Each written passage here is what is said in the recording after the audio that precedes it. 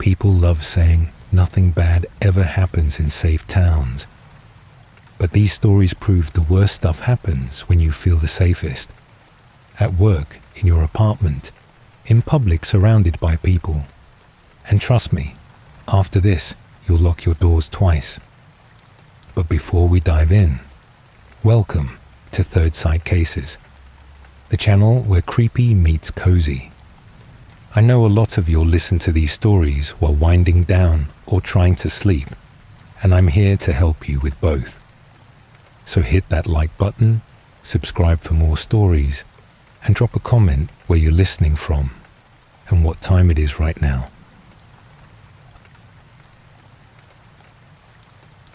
Back in 2015, I was clearing out my apartment before a big move.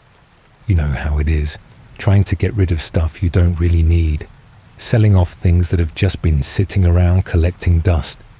I had an old portable retro cassette player that I figured someone out there might want. It wasn't anything crazy valuable, but it had that nostalgic charm, and I'd seen similar ones sell for a decent price. So I listed it on an online marketplace and hoped for a quick sale. A few days later, I got a message from someone named Laura. She told me her dad was really into old school music and still had a collection of cassettes. She thought the player would be a great surprise for him. Her profile looked normal, pictures, posts, even family vacation photos. Nothing about it seemed shady. We agreed on a price, and she said she'd swing by the next day to pick it up. The night before our meetup, she sent another message. Said her car had broken down, but that she still really wanted the cassette player. She asked if I could drop it off at her dad's house instead, mentioning that it was only a short drive from where I lived. To make up for the trouble, she even offered an extra $50. I hesitated for a second, but nothing about it screamed danger. People's cars break down all the time, and it was just a small errand, right? So I agreed. The next afternoon, I packed up the cassette player and drove to the address she gave me. It wasn't far, just about 15 minutes away, but as I got closer, something didn't sit right. The houses became fewer and farther apart, surrounded by overgrown trees and patches of land that looked abandoned. It was the kind of area that felt isolated even in broad daylight. When I pulled up to the house, I slowed down. It was a 2-story place, but the roof was sagging, the paint was faded and peeling, and a couple of windows were either cracked or boarded up. The yard was a mess, grass overgrown, weeds climbing up the front steps, and an old rusted bike lying on its side near the porch. Something about it made my stomach twist. It just didn't look like the kind of place where someone was waiting excitedly for a gift. Still, I figured I'd give them the benefit of the doubt. I sent Laura a message letting her know I had arrived, and she responded immediately. "He's inside. Just go on in." That was a hard no for me. I wasn't about to walk into a stranger's house without meeting them first. I messaged back, saying if I can just drop the cassette player on her current location, but she kept pushing. Said her dad was hard of hearing and probably wouldn't notice me knocking. It felt like she was trying too hard to make me go inside. I knocked a few times and called out, but no one answered. I stood there for another minute, debating whether I should just leave. Then my phone buzzed. It was a message, with a picture of me standing on the porch. It had been taken from somewhere nearby, from my left side. My entire body tensed. I felt the weight of unseen eyes on me, like I wasn't alone even though I couldn't see anyone. My fingers hovered over my phone screen as I tried to process what was happening. Before I could react, another buzz, another picture. This time, it was taken from a different angle. It dawned on me that whoever was taking my pictures just moved. Or maybe worse, there are two of them watching me, taking my pictures. That was it. My fight or flight instinct kicked in. I held onto the cassette player tightly and bolted. I ran back to my car, threw myself inside, locked the doors, and peeled out of there. My heart was hammering in my chest, and my hands were shaking on the wheel as I checked my mirrors. I kept expecting to see a car following me, but there was nothing. When I got home, I locked every door and window, shut my blinds, and blocked Laura's profile. Then, just to be sure, I blocked her number too. I sat down, trying to calm myself, convincing myself that it was over. Then my phone buzzed again. A new message from an unknown number. It says, "Why didn't you come inside? You left so quickly. Did you get scared?" My breath hitched. I stared at the screen, every hair on my body standing on end. I didn't reply. I didn't want to engage. But over the next few days, the messages kept coming. Then, one night, the worst one, a picture of my apartment building, taken from across the street. I could feel the blood drain from my face. My hands shook as I rechecked every lock and peered through the blinds, searching for a sign of movement. But the street was empty, silent. The next morning, I went straight to the police. I showed them everything, the messages, the photos, but there was nothing they could do. No real threats had been made, and I had no way of proving who had sent the messages.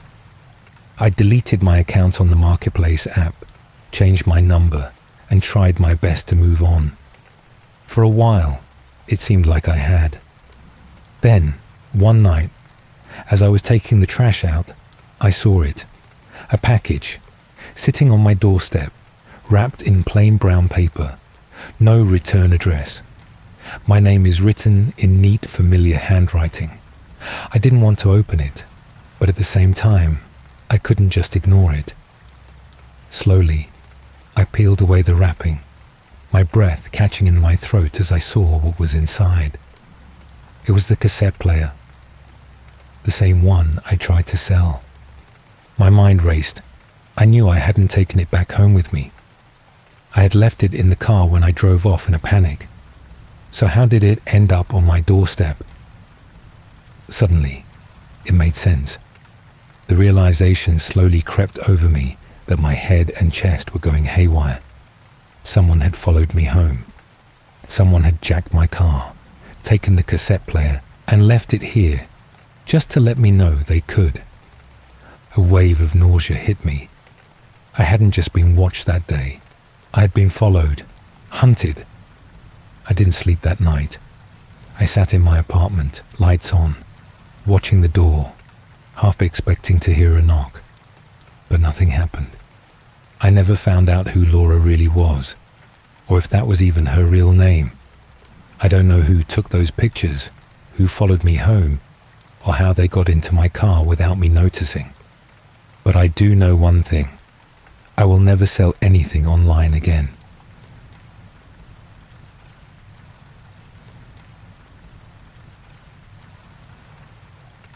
"2009. I was just another 20-something trying to scrape by in Chicago. I had a tiny studio apartment, a fridge that barely kept things cold, and 2 jobs that barely covered rent. Money was tight, and I was always on the lookout for side gigs, anything that could help me stay afloat without completely sucking the life out of me. It was also around the time when the economy was slowly bouncing back from the 2008 financial crisis. I think it was June, maybe July. Not totally sure. So well, this is how it goes. I had just started my second job, part-time at a medium-sized call center downtown.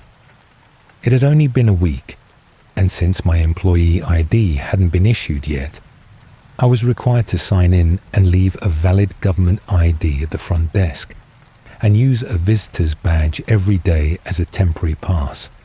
It was a minor inconvenience, but I figured it wouldn't be long before I got my permanent ID and could just swipe in like everyone else. One night, after a long shift, I was scrolling through the internet, looking for freelance opportunities. That's when I stumbled on this website. It looked clean, professional. None of that scammy, typo-ridden nonsense. There were testimonials, a slick interface, and even links to other reputable platforms. It seemed legit, so I signed up, figuring there was nothing to lose. A few days later, I got an email from a guy named Ben. He introduced himself as a recruiter for a research firm, looking for freelancers to complete simple tasks around the city. The email was professional, well written, and honestly, it seemed like an easy way to make some extra cash. Ben even mentioned direct deposit, saying they could pay up front if I provided my bank details. That set off a little red flag in my mind. So instead of my bank info, I sent my PayPal. Seemed safer. 2 days later, I got my first task.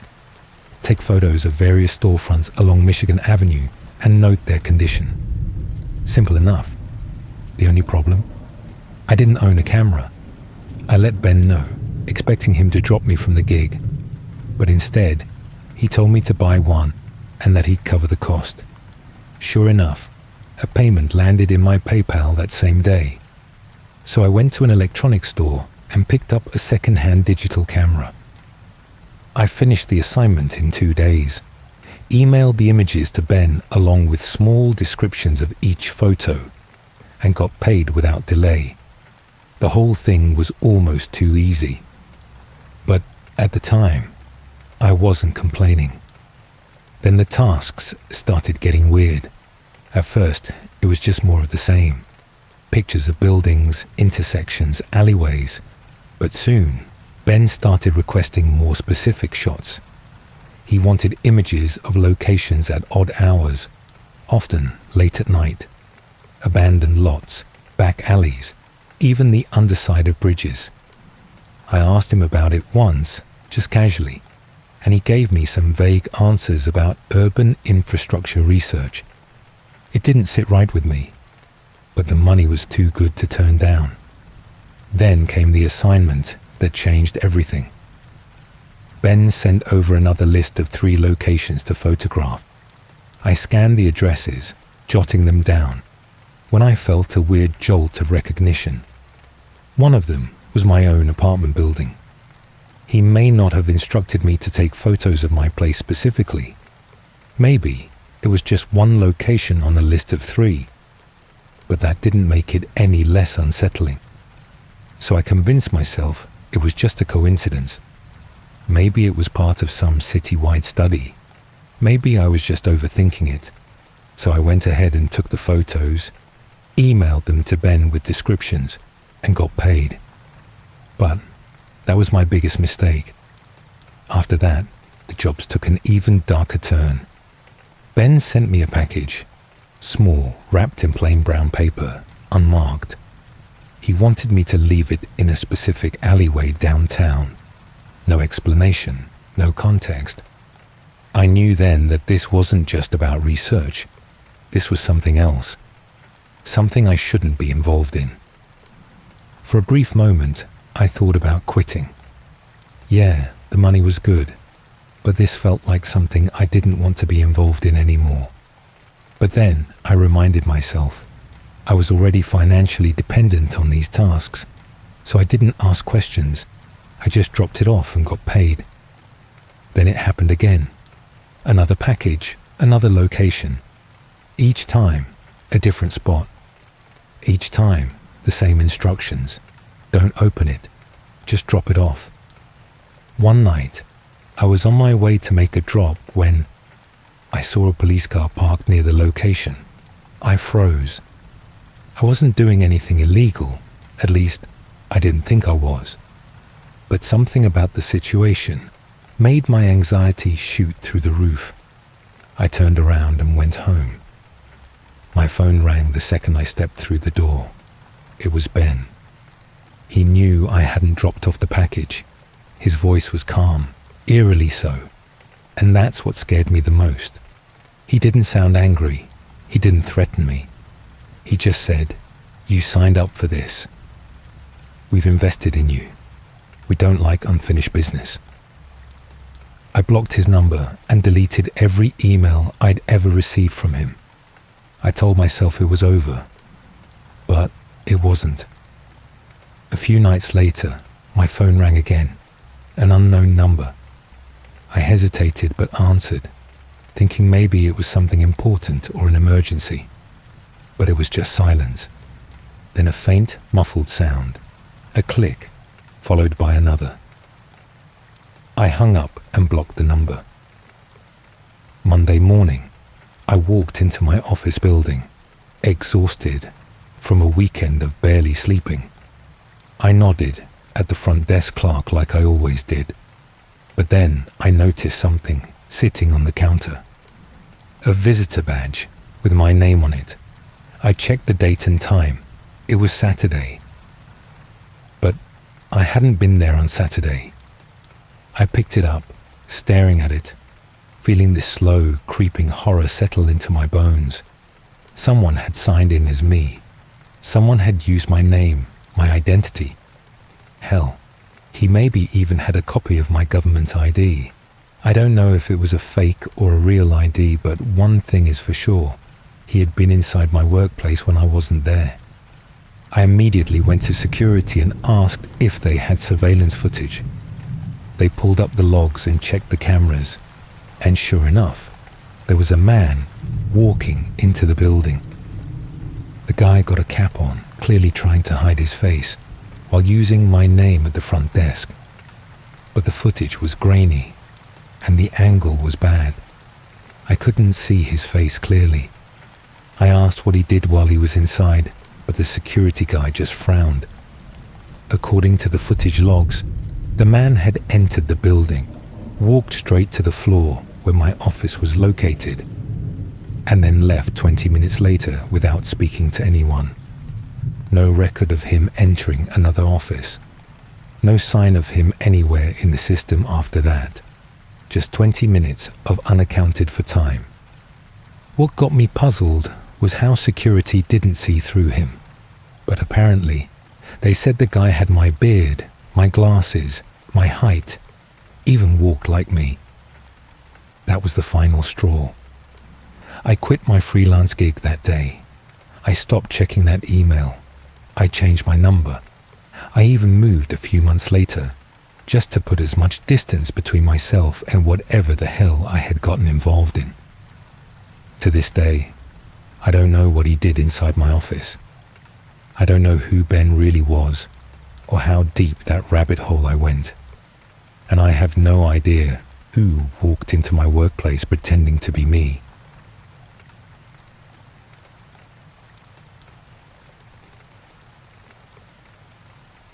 So this happened 13 years ago, back when my girlfriend, now my wife, was still performing in theatre.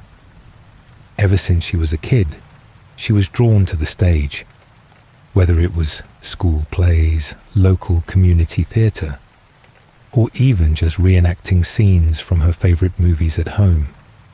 She had a natural talent for it too. By the time she was in college, she had landed a spot in a well-respected theatre group, one that focused on both professional and charity performances. This particular show was a big deal for her. It was an opportunity to perform in one of the most famous theatres in the country, and she had been rehearsing with the group non-stop for weeks leading up to it. She was part of this theatre act preparing for a big charity show at the Belasco Theatre. I won't say the name of the act to protect my wife, her co-performers, and the director's identity. So, if you know anything about old theatres, you probably know they have their fair share of ghost stories, and Belasco is no exception. But let me tell you, what happened that night wasn't just some eerie, shadow in the corner kind of thing. It was real, tangible, messed up. So the show was just 2 days away, and they were pushing through a late-night rehearsal. I asked my wife if they really had to. Wouldn't it tire them out? But she said, that's just how it goes. Practicing the timing, getting every move just right. The whole crew was there, the performers, the director, and even some of the stagehands were sticking around to help out. It was probably close to midnight, and that time when exhaustion started creeping in, making you see things in the corner of your eye that weren't really there. They were deep into their act when, out of nowhere, this old man just strolled across the stage. And I mean strolls like he's in a hurry, but not running. Walking with this sense of purpose. The weirdest part? He was dressed in what looked like old clerical attire. You know, those long, buttoned-up coats. Almost like something you'd see a bishop wearing centuries ago. And the guy looked unsettling. Pale, blank expression. Didn't even acknowledge anyone. At first, everyone just froze like, who the hell is this guy? The director even called out to him, but he didn't react. Didn't even flinch. He just kept walking. Now you'd think, maybe he's just some lost old dude. Maybe a retired priest or something who wandered into the wrong place. But what happened next is even more bizarre. Instead of heading for the exit on the right side of the stage, where he was obviously heading, he just walked straight into the stage curtains that were bunched up on that side. Not through an opening, not through a door, just straight into the thick, heavy curtains, like a kid playing hide and seek. At this point, some of the performers started giggling.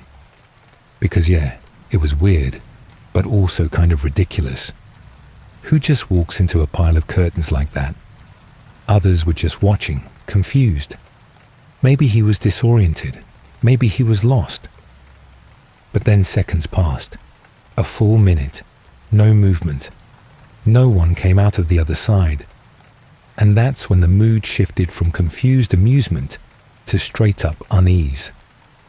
The director, probably thinking the same thing everyone else was, that they had a confused old man on their hands, told a couple of the performers to go check.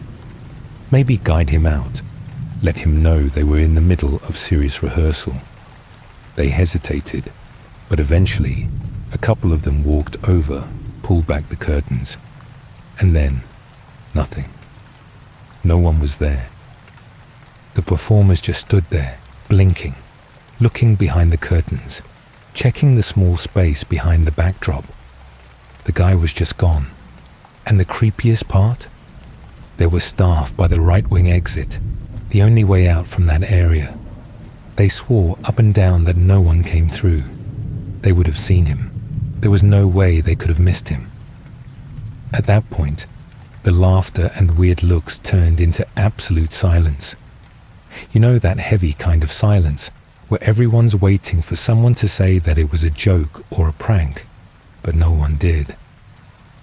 The performers backed away from the curtains, shaking their heads, and some of the stagehands, who had been messing with the lights, were now looking around like they expected something else to happen. Because if a solid, physical person just vanished in front of a group of people, what else could happen? That was the end of rehearsal for the night. No one wanted to keep going. Some of the crew tried to rationalize it. Maybe he had slipped past everyone. Maybe there was a hidden door no one knew about. But no one really believed that. See, the thing about Belasco Theatre, according to friends and some posts I've come across, is that it's been rumored to be haunted for years, and not by just any ghost. The theatre's original owner, David Belasco, was called the Bishop of Broadway because of the way he dressed. Very old school, very clerical. If you look up pictures of him, the resemblance is eerie. Since then, my wife has been back to the Belasco Theatre a few times, and while she's never seen anything like that again, she swears there's a strange energy in that place. It's like the theatre never really empties out, even when the seats are vacant and the stage is dark. To this day, neither of them can explain what happened that night, Maybe it was just a trick of the lights, an exhausted mind playing games. Or maybe, just maybe, some theatre legends aren't just stories.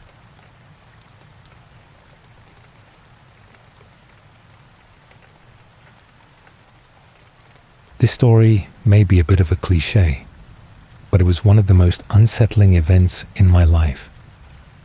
It was early of 2001.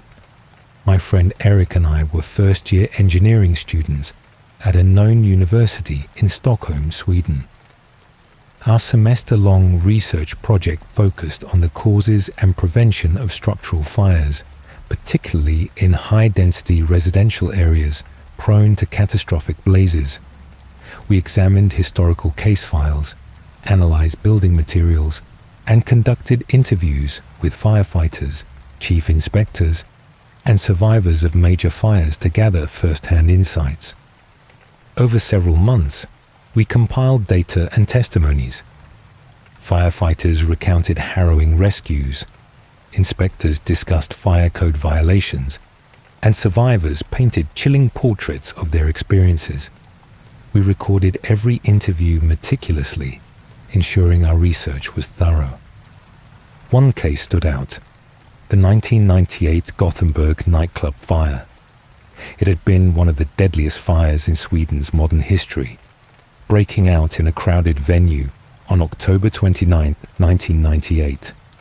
The fire spread through the illegal party location in an industrial building, trapping many inside. By the time it was extinguished, 63 people had died, while over 200 survived, many suffering from severe burns and smoke inhalation. The cause was later determined to be arson, set by a group of young men over a dispute. Survivors spoke of chaos, blocked exits, and the overwhelming rush to escape. Some mentioned unexplained moments, locked doors that should have been open, flames moving in unnatural ways. We conducted multiple interviews with survivors who described the rapid spread of the fire, the disorienting smoke, and the desperation as they tried to flee. As we pieced together their stories, we decided to visit the site where the building once stood. By 1999, the nightclub had been demolished, replaced with an open lot, but the surrounding area remained largely unchanged. It was during our visit that we met a woman who made our research a not-so-ordinary one. Eric and I were sitting at an alfresco table at a small cafe near the site, sipping coffee and reviewing our notes, when we noticed a woman walking toward us. She was striking, tall, with a confident stride, her long, wavy blonde hair cascading over her shoulders. She wore a stylish, form-fitting red dress with a plunging neckline, paired with high heels that clicked against the pavement. Everything about her demanded attention, not in an ostentatious way, but effortlessly, as if she knew every pair of eyes was on her. She was the kind of woman people turned their heads for, and Eric and I certainly did. She approached our table with a slight smile, her eyes scanning our open notebooks before settling on us. We were taken aback, almost convinced she had mistaken us for someone else. But then she spoke, telling us she had been at the nightclub that night. Neither of us had assumed she was a survivor. We had spent weeks interviewing people with visible scars, burned hands, reconstructed faces, missing eyebrows from the heat. This woman, however, looked perfect. Flawless skin, immaculate makeup, as if she had just stepped off a runway. It didn't make sense. Still, we weren't about to question our luck. Here was a first-hand witness, offering to speak to us voluntarily. We eagerly invited her to sit, offering to buy her coffee, but she declined. As she began to speak, the waiter and other patrons at the cafe glanced at her strangely, some even giggling quietly. We brushed it off, too absorbed in what she was saying. She spoke in a smooth, measured voice, recounting the night of the fire. She described the music, the crowd, the sudden eruption of flames. She said she remembered running for an exit, feeling the unbearable heat closing in around her, hearing the screams of those who didn't make it. But what struck us most was the way she spoke about escaping. She didn't remember how she got out. One moment she had been inside, the next, she was standing in the cold night air, watching the fire consume the building. She told us how the heat had felt like it was pulling at her, burning without touching, suffocating yet leaving no marks. We recorded everything, so later that night we played back the interviews, firefighters, inspectors, other survivors. Every file was intact. Then we reached her interview, but her voice was gone. The file length was correct, showing the full duration of the conversation, but every time she was supposed to speak, there was only silence. Eric and I could clearly hear our own voices, our questions, our comments, but her responses were nothing but dead air. It was as if we had been speaking to someone who wasn't there at all. A strange thought crept into my mind. If she had been in the fire, like the others we interviewed, then where were her scars? The heat in that nightclub had disfigured dozens of survivors. Even those who had been lucky enough to escape bore the marks of that night. Yet, she was pristine, untouched. We reasoned she had simply been lucky. Maybe one of the few who had managed to avoid the worst of it, but it was definitely strange. The next day, we returned to the cafe. We asked the staff if they knew the woman we had spoken to just the evening before. Their reactions made my stomach tighten. They exchanged confused glances before one of them finally responded. The waiter confirmed that Eric and I had been sitting at that same table, talking for a long time, but we had been alone. Another staff member nodded, looking slightly uneasy, saying that some customers had noticed it too and assumed we were either practicing a script or talking to ourselves. Every person at the cafe, every single person who had been there that evening, claimed that no one had been sitting with us, that we had been talking to thin air. Our skin crawled. We knew what we had seen, who we had spoken to. The recording was proof something had happened. We checked the official survivor list from municipal archives to confirm her identity. Her name wasn't there. We checked the list of the dead from the Gothenburg fire. There she was. Her name, age, background, all listed among the casualties of the fire. Officially, she had never made it out. Neither of us slept that night. We never spoke of her again. We quietly dropped her story from our research, finished our project, and moved on. But sometimes I wonder, was she trying to tell us something? Or had we met someone who had never truly left that fire at all?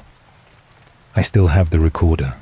The file is still there, silent but present. I never listen to it anymore.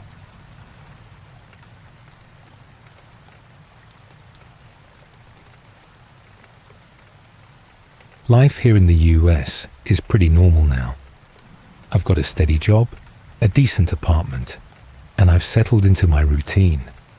I work in corporate finance in New York City, which is a far cry from where I started. Sometimes I think about how different things could have been if I hadn't gotten that scholarship. Back in Indonesia, college wasn't really an option for me, so I had to take whatever jobs I could find.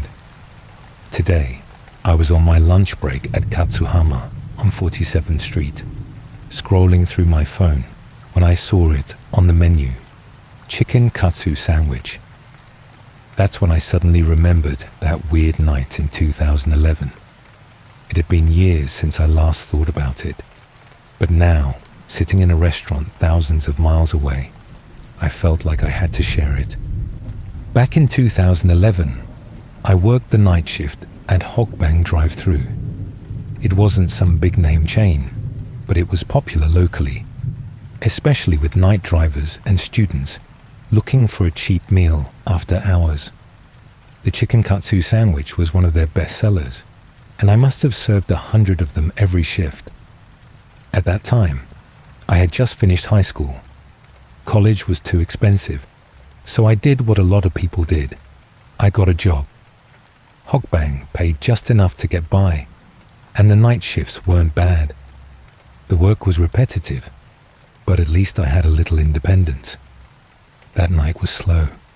It was around 2 a.m., and I was manning the drive-thru while my co-worker was cleaning inside. The kitchen had already shut down most of its stations for the night, and I still had 2 more hours left on my shift. I was counting the minutes when the intercom beeped. A deep voice came through, ordering a chicken katsu sandwich and a drink. I punched in the order, confirmed the total, and waited for the car to roll up to the window, except no one came. I glanced at the drive-thru camera. The lane was completely empty. I waited a little longer, thinking maybe the driver was slow or fumbling for cash, but still, nothing. Just the flickering glow of the streetlights outside. Then the register pinged. The payment had gone through. I frowned and checked the monitor again. The order was there, and the receipt had printed, but there was still no car at the window. Maybe they had backed up. Maybe they had driven off. I stepped outside to take a quick look, but the street was completely silent. No cars, no sounds, just the warm, sticky night air. Feeling weird about it, I went back inside and set the receipt on the counter. I figured I'd wait a bit in case someone showed up. 5 minutes passed, then 10. Nobody ever came to pick up the food. Eventually, I just voided the order and moved on, convincing myself it was some kind of system glitch, but it still didn't feel right. The register wasn't known for making mistakes, and payments didn't just go through like that without someone actually being there. I tried to brush it off, telling myself I was just overthinking it. By the time my shift was over, I glanced at the pile of receipts from the night. The last order was gone. It wasn't in the system.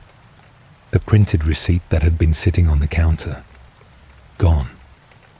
The register had no record of the transaction ever happening. I didn't know what to think. I wasn't scared exactly, just unsettled. Maybe it really was just a glitch. Maybe I was too tired to think straight. But even now, years later, sitting in Katsuhama in New York, I still think about it. Someone placed that order. Someone paid for it, but no one ever came to pick it up.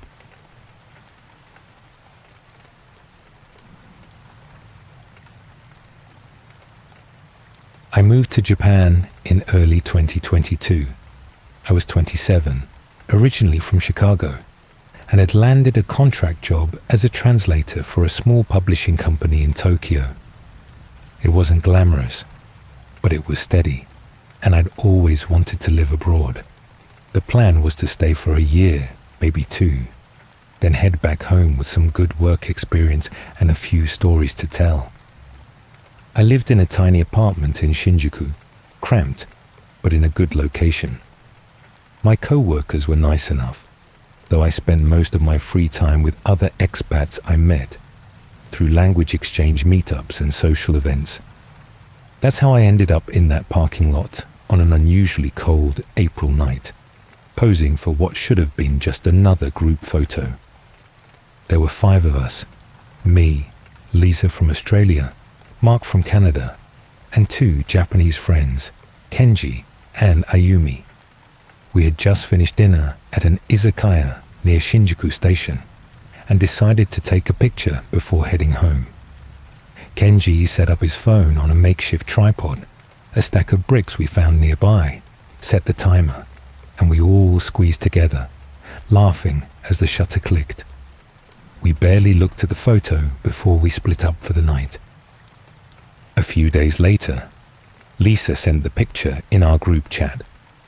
Looks cool. "But who's the guy in the back?" she wrote. I frowned at my phone and opened the image. Sure enough, standing just at the edge of the frame, partially obscured by the dim parking lot lights, was a man. He was out of focus, his face unclear, but something about his posture made me uneasy. I didn't remember seeing anyone there that night. Kenji joked that we had captured a ghost, but the rest of us weren't laughing. Mark insisted it was probably just someone passing by. Maybe a pedestrian walking behind us at the exact moment the picture was taken. That explanation made sense, except for one thing. The parking lot had been empty. We would have noticed if someone had been that close to us. I tried to shake it off. Tokyo was a busy city. Maybe I had just been too caught up in conversation to notice him. But then things got weirder. The following weekend, I was heading home late from work, taking my usual route through a quieter side street near my apartment. It was past 11, and the area was mostly deserted. As I walked past a row of vending machines, I caught a glimpse of something in the glass reflection. Someone was walking behind me. I turned around immediately, but no one was there. My heart started pounding, but I forced myself to keep moving. I told myself I was imagining things, that I was just paranoid after the whole photo incident, but I couldn't shake the feeling that someone was watching me. Then Lisa texted me the next day. "Hey, don't freak out, but I think I saw that guy again." She sent me a picture she had taken outside a convenience store near her place in Ikebukuro. In the background, near the entrance, was a blurry figure. The same posture, the same unsettling presence. It could have been a coincidence, except Lisa and I lived on opposite sides of the city. Over the next week, I started noticing him more. Quick glimpses in reflections, a figure standing at a distance, watching, but never getting too close. Always out of focus, always just there. I stopped going out at night alone. I avoided empty streets, but no matter where I went, I had the sense that I wasn't alone. Then, one night, I woke up to a notification on my phone. Mark had sent a new photo to our group chat. It was the original parking lot picture, but this time, he had brightened the image and adjusted the contrast. The man in the background was clearer now, and he was looking directly at me. I stared at the screen, frozen. His face wasn't blurred anymore. He had been staring at me the whole time, even when we had taken the picture.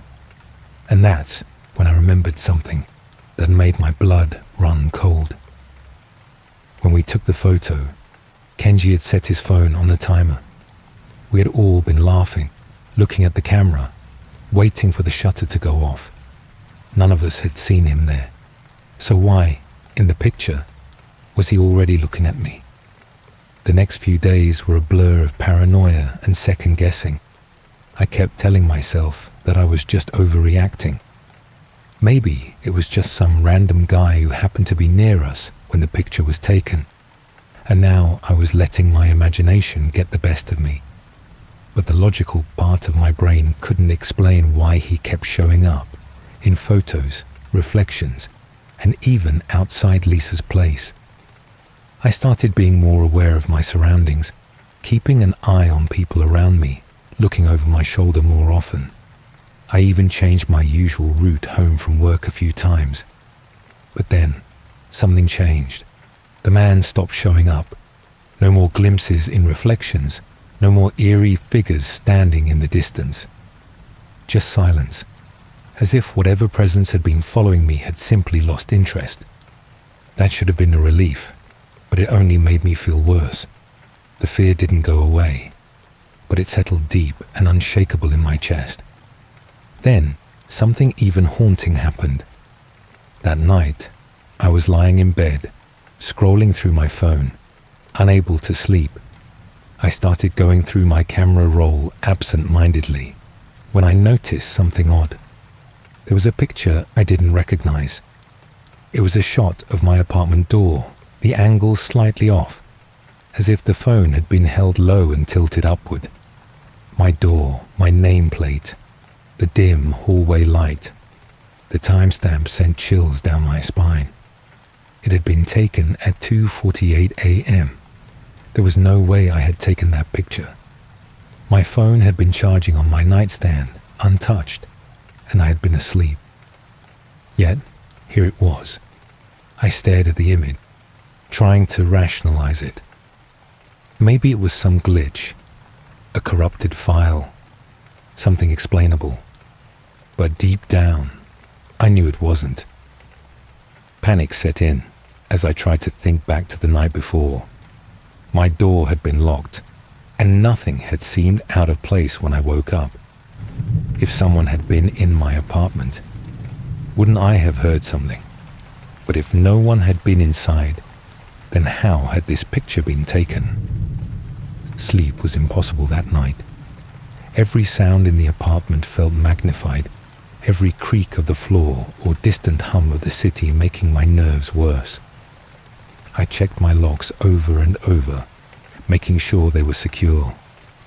The thought of someone standing outside my door, phone in hand, was enough to make my skin crawl. The next day, I tried to go about my routine as usual, but the unease never left me. I avoided looking at my phone, dreading the possibility of seeing another unexpected photo. The moment I got home that evening, I checked the door for any signs of tampering. Nothing seemed out of place, but the tension in my chest refused to subside.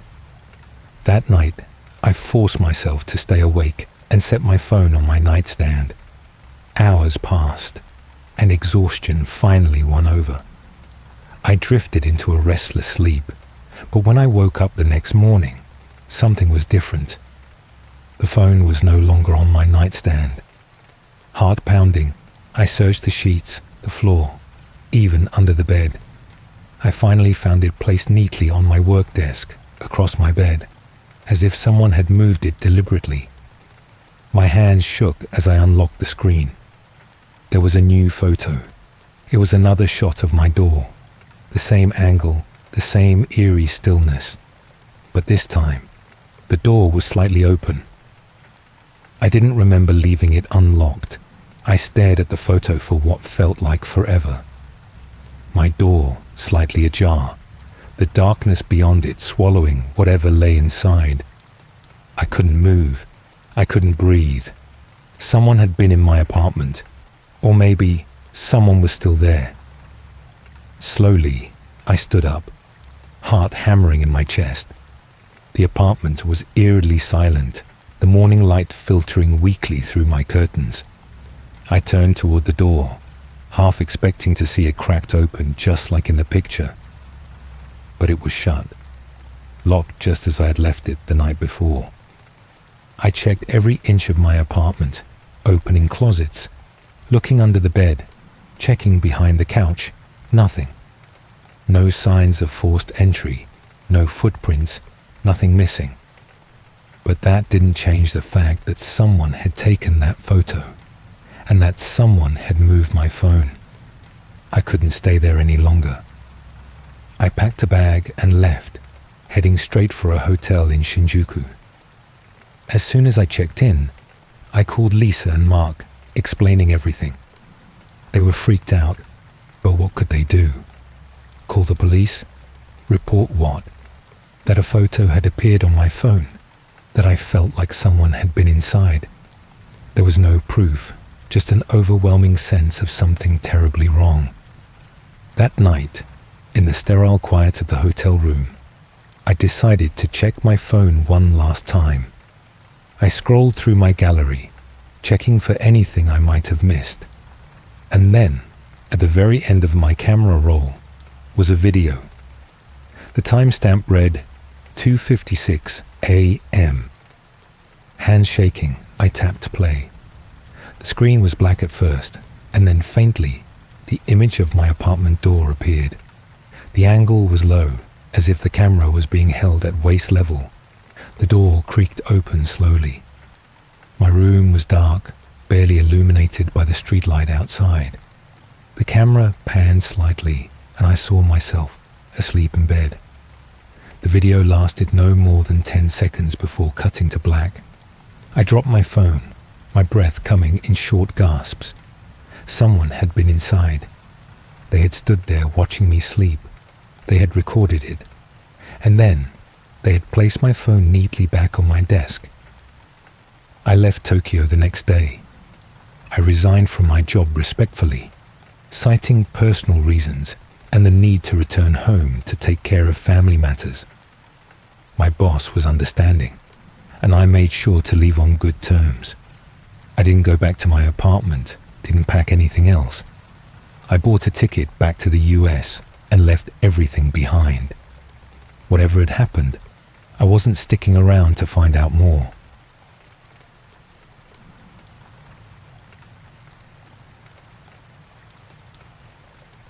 I don't talk about this often, mostly because I still go to that night market sometimes, and I don't want to associate it with something sinister. But this happened to me back in 2007, and I'll never forget it. I won't mention the exact name of the place, because I don't want to ruin its reputation. Let's just say it was in a quieter part of Luxembourg, near the Gare district.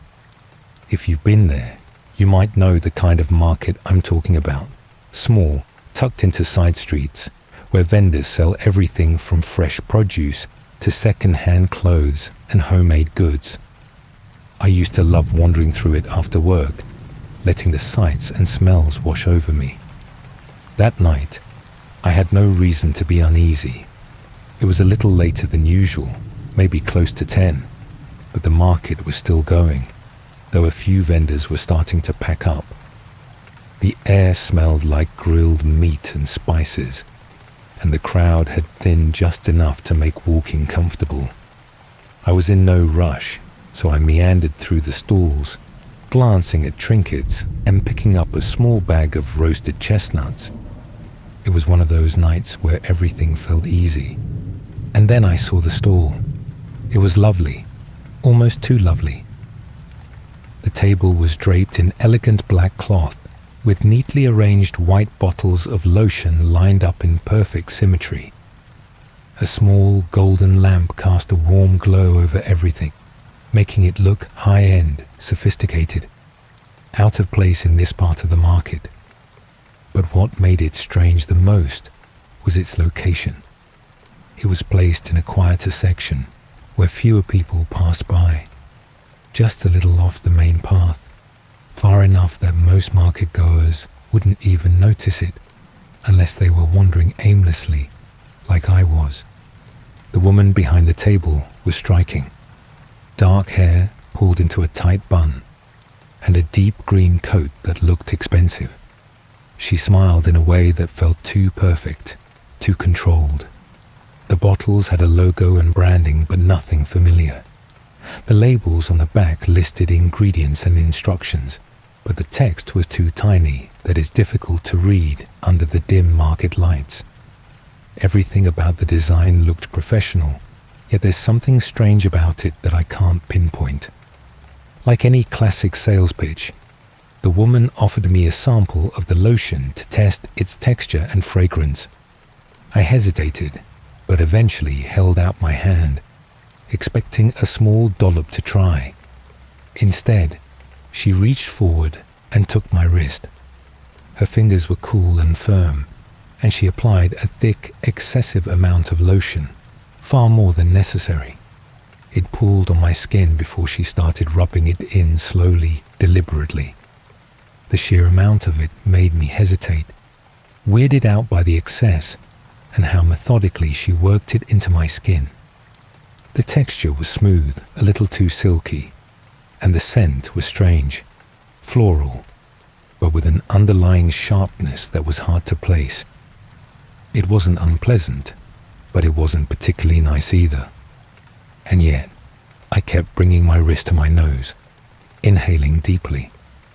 Each time I smelled it, I felt compelled to do it again. There was something oddly addictive about it, like my brain was being tricked into wanting more. I stepped back, shaking off the odd feeling. The woman behind the table remained still, watching. The sensation of her gaze lingered even as I turned away. That was when the dizziness started.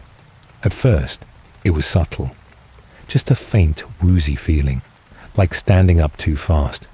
But as I exited the market and began walking toward home, the sensation grew stronger. My legs felt unsteady, my vision slightly blurred. The farther I walked, the fewer people I saw. The streets became emptier, the warm market lights fading behind me. I told myself it was exhaustion, that maybe I was just dehydrated, but something about it felt wrong. My breathing became shallow, and every few seconds, I caught myself lifting my wrist to my nose again, inhaling the scent of the lotion. It was like my body craved it, despite the discomfort it caused. The cold night air should have cleared my head, but it didn't. If anything, the further I walked from the market, the worse I felt. My limbs felt heavier, my thoughts slower, like I was trying to move underwater. At first I told myself I was just tired, that maybe I was coming down with something, but deep down, I knew something wasn't right. I clutched my bag tightly and kept walking. The market noises had faded behind me, and now it was just the quiet hum of streetlights and the occasional distant sound of a car passing. The streets were getting emptier, fewer people around. Normally, that wouldn't bother me. Luxembourg is safe, even at night. But in that moment, the emptiness felt wrong. My skin prickled, like I was being watched. Then I caught myself doing it again, lifting my wrist to my nose, inhaling the scent of that lotion. I didn't even like the smell. It had a floral note, but there was something else underneath, something sharp, almost metallic. And yet, I kept smelling it. I didn't even realize I was doing it until my head spun, my balance swaying. A wave of dizziness hit me hard. My knees wobbled, and I had to stop, gripping the cold stone wall of a nearby building to steady myself. My vision blurred slightly at the edges, and my pulse pounded in my ears. I needed to get home now. I forced myself to move. One step, then another. But it felt like my body was moving on a delay, like my brain was struggling to send signals to my legs. The further I went, the fewer people I saw. I turned onto a quieter street, one I took often because it cut my walk time in half. Tonight, though, it felt wrong. That's when I felt it. Someone behind me. It wasn't a noise. It wasn't even movement. Just a presence. The kind that makes the hairs on the back of your neck stand up.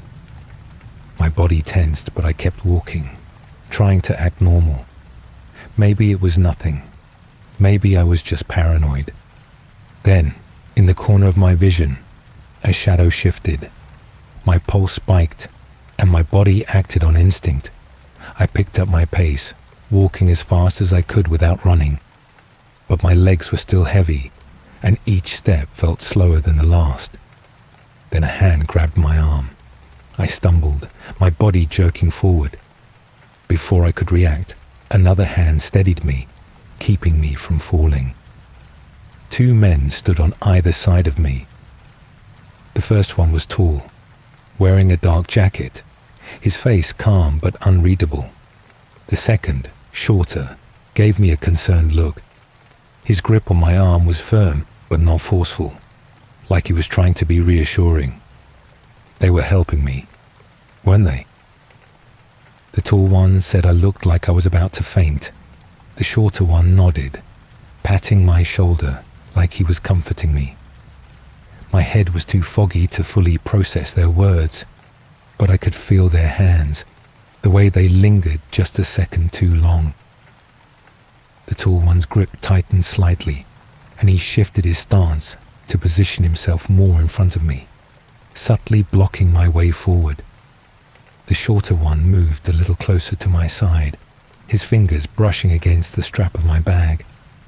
I realized he was positioning himself near my pockets, checking if I had valuables or a phone within easy reach. Then I felt it, the tall man's breath near my ear. Too close. His voice was low, smooth, almost practiced, as he murmured words I couldn't focus on. The sound of it sent an immediate chill through me. The shorter one's hand, which had been resting on my arm, slipped lower, his fingers grazing my waist, under my coat, pressing against my skin. It was too familiar, too deliberate. I tried to step back, but they adjusted instantly, mirroring my movements so seamlessly that it felt rehearsed. The shorter one reached out as if to steady me again, but this time his grip was too firm, his fingers pressing into my upper arm. The dizziness was getting worse, my balance slipping further. My breath came in shallow bursts.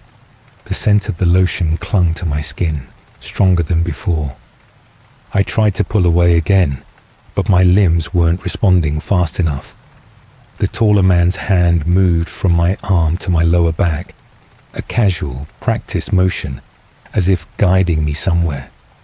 Somewhere away from the main street. Somewhere quieter. His touch lingered just a little too long, his fingers pressing slightly, as if testing how much control he had over my movement. A sick feeling settled in my stomach. That's when I realized that they weren't helping me. They were waiting for me to collapse. And I was running out of time. My body was failing me. The weight in my limbs made it harder to resist, and the dizziness dulled my instincts, slowing my thoughts. But one thing was clear. I had to get away now. The tall man kept his hand on my lower back, a light pressure that felt almost like guidance, but it was control.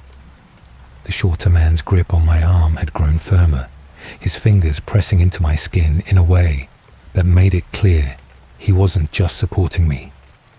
They were waiting for the moment I became too weak to resist. I forced myself to think, to break through the fog in my head. My breathing was shallow, my heart hammering against my ribs, but adrenaline was kicking in. I knew if I let them lead me further, I wouldn't be able to fight back. I had to act before it was too late. I faked a heavier stumble, letting my body sag, giving the illusion that I was losing control. As expected, their grips tightened, expecting me to go limp. That's when I moved. With every ounce of strength I had left, I wrenched my arm free from the shorter man's grasp and staggered backward. My vision blurred, but I didn't stop. I swung my bag, hitting the taller man square in his face. It wasn't a hard hit, but it startled him enough to make him loosen his grip for a second. That second was all I needed.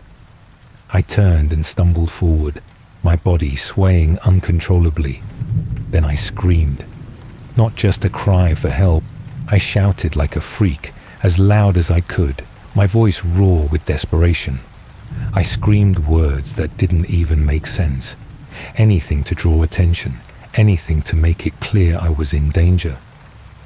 Through the haze, I noticed the men were gone. They had disappeared. Instead, faces of strangers turned toward me, alarmed. Some were already running in my direction. A wave of relief flickered through me, but it was short-lived. My vision tilted, and then everything went black. Then, I woke up in a hospital. The first thing I registered was the brightness, the white ceiling, the harsh fluorescent lights. My head felt thick, my body sluggish, but I was alive. A nurse was by my side, checking my IV. She told me I had been found unconscious on the street, that a group of passers-by had called emergency services after hearing my screams. I had collapsed before they could reach me. Not long after, a police officer came to speak with me.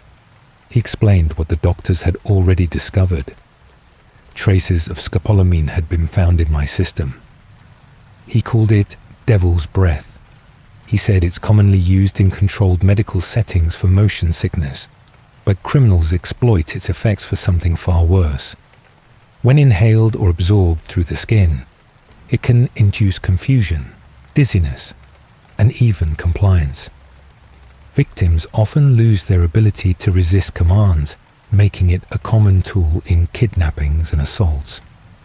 The officer told me stories, how people had been drugged, led to ATMs, forced to hand over everything they had, only to wake up hours later with no memory of what happened. It clicked immediately. The lotion, the scent I had kept inhaling. That woman at the market had dosed me, and those men had been waiting for the drug to take full effect. I gave my statement to the police, and they launched an investigation. As of now, it's still ongoing. Unfortunately, I never found out who they were or how many others they had done this to. But I knew one thing for sure. If I hadn't fought back when I did, I wouldn't be here to tell this story.